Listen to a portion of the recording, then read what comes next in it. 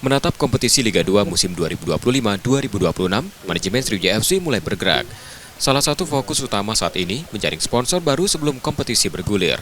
Sebagai langkah awal, PT Sriwijaya Optimis Mandiri telah membentuk tim marketing khusus yang bertugas mencari sponsor anyar untuk musim ini.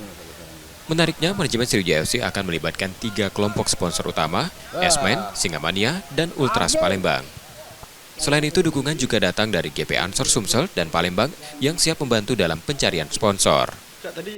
Rencananya kita akan membuat tim untuk sponsorship, untuk pencarian dana dalam Sriwijaya FC ini mengarungi Liga 2. Kita berharap para semua stakeholder dan pencinta sepak bola yang ada di Sumatera Selatan ini dapat membantu Sriwijaya FC agar bisa mengarungi Liga 2 ini sehingga kejadian-kejadian seperti tahun kemarin itu tidak terulang lagi.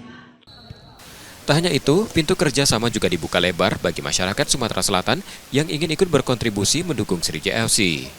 Nur Muhammad, Kompas TV, Palembang, Sumatera Selatan. Itu kan posisi terakhir kamu.